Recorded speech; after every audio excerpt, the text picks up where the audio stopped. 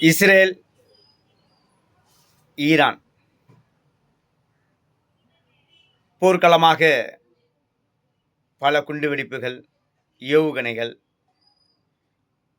பல உயிர் சேதங்கள் கொன்று குமித்து கொண்டிருக்கிறார்கள். இதற்கு மத்தியில்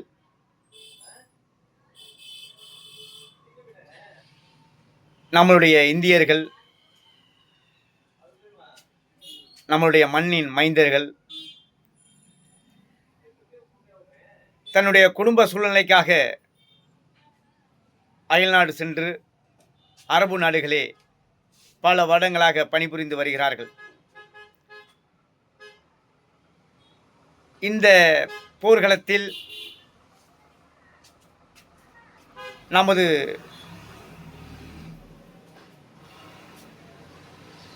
இந்தியர்கள் இன்று அதிக அளவில் பாதிக்கப்பட்டு மனதளவில் கவலையுடன் அரபு நாடுகள் காத்து கொண்டிருக்கிறார்கள். என்ன நடக்குமோ என்று அவர்கள் இன்று குமரி கொண்டு இருக்கிறார்கள். இது ரொம்ப வருத்தத்தையும் கவலையையும் அளிக்கிறது. நம்மளுடைய மத்திய அரசும் மாநில அரசும் என்ன செய்கிறது? எந்த ஒரு நடவடிக்கையும் எடுக்கவில்லை. யாருக்கும் மக்களை பற்றி கவலையே இல்லை. நமது மக்கள், நமது மண்ணின் மைந்தர்கள் அயல்நாடு சென்றிருக்கிறார்கள், அரபு நாடுகளில் பணிபுரிந்திருக்கிறார்கள். அவர்களை எப்படி பாதுகாப்பது, எப்படி பத்திரப்படுத்துவது என்ற வழிமுறைகளை இன்று வரை சொல்லவில்லை. பல வருடங்களாக குடும்ப சூழ்நிலைக்கு காரணமாக அவர்கள் பணிபுரிந்து வந்தும் இன்று மனதளவில் பாதிக்கப்பட்டு தன் மனைவி, பிள்ளைகளை, அப்பா, அம்மா இவர்களை விட்டு பிரிந்து தனிமையில் அரபு நாடுகளில் இருக்கக்கூடிய நம் உறவுகள் எப்படி மனநிலை பாதிக்கப்பட்டு இருப்பார்கள் என்று தெரியுமா?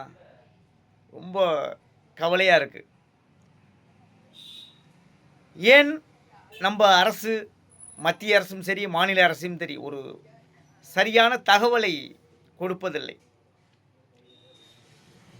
என்ன செய்ய போகிறார்கள்? எப்படி பாதுகாப்பது? உடனடியாக இதுக்கு முடிவு வர வேண்டும். எந்த ஒரு அரசியல் தலைவர்களும் இதற்கு முன்னுரிமை கொடுக்கவில்லை. அவர்களுக்கு மக்களை பற்றியே கவலை இல்லை. இது ஏன் என்று புரியவில்லை. அதே போல தன் பிள்ளைகளையும் கணவர்களையும் விட்டு பிரிந்து இன்று இந்தியாவில் இருக்கக்கூடிய அனைத்து தாய்மார்களும் மிக வேதனையில் இருக்கிறார்கள்.